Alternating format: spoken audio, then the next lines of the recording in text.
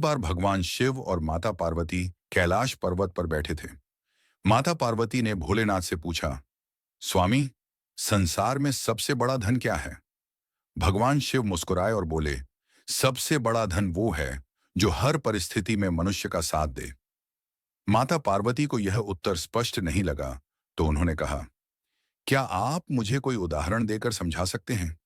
भगवान शिव ने एक योजना बनाई। उन्होंने माता पार्वती के साथ एक गरीब ब्राह्मण के घर जाने का निश्चय किया। वे एक वृद्ध ब्राह्मण और उसकी पत्नी के पास पहुंचे, जो बहुत गरीब थे लेकिन धर्मपरायण और सत्यनिष्ठ थे। उन्होंने भगवान शिव और माता पार्वती को पहचान लिया और बहुत सम्मानपूर्वक उनका स्वागत किया। ब्राह्मण दंपति के पास कुछ मुट्ठी भर चावल ही थे, लेकिन उन्होंने उनका भोग लगाकर शिव पार्वती को प्रेम पूर्वक भोजन कराया। माता पार्वती इस दंपति की भक्ति से प्रसन्न हुई और बोली, हे स्वामी, इनकी गरीबी दूर कर दीजिए। भगवान शिव ने ब्राह्मण को आशीर्वाद दिया, तुम्हें बहुत सारा धन मिलेगा। कुछ दिनों में ब्राह्मण को सोने की मुद्राओं से भरा एक घड़ा मिल गया। अब वह बहुत अमीर हो गया, लेकिन धीरे धीरे उसमें अहंकार और लोभ बढ़ने लगा। वह दान पुण्य करना भूल गया और अपने पुराने मित्रों से भी दूरी बना ली। जब माता पार्वती ने यह देखा, तो वे चिंतित हुईं और भगवान शिव से कहा, स्वामी, इनका प्रेम और भक्ति तो अब धन के कारण समाप्त हो रही है। भगवान शिव ने कहा, यही संसार का नियम है।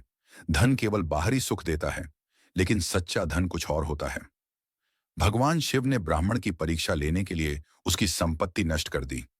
ब्राह्मण फिर से गरीब हो गया, लेकिन अब उसका मन शांत था। उसने अपनी गलती को पहचाना और फिर से भक्ति और सच्चे प्रेम के मार्ग पर लौट आया। जब माता पार्वती ने यह देखा, तो उन्होंने पूछा, अब तो यह पहले से भी अधिक गरीब हो गया, फिर यह प्रसन्न क्यों है? भगवान शिव बोले, क्योंकि इसे सच्चे धन का एहसास हो गया है। भक्ति, संतोष और सच्चे प्रेम से बड़ा कोई धन नहीं। ब्राह्मण ने शिव पार्वती को प्रणाम किया और कहा, मैंने सीख लिया कि असली धन हीरे मोती और सोना नहीं, बल्कि अच्छे कर्म, संतोष और ईश्वर की भक्ति है। दोस्तों, सच्चा धन पैसा नहीं, बल्कि प्रेम, संतोष और सच्ची भक्ति है। लोभ से धन भी नष्ट हो जाता है, लेकिन संतोष से जीवन सुखमय बनता है।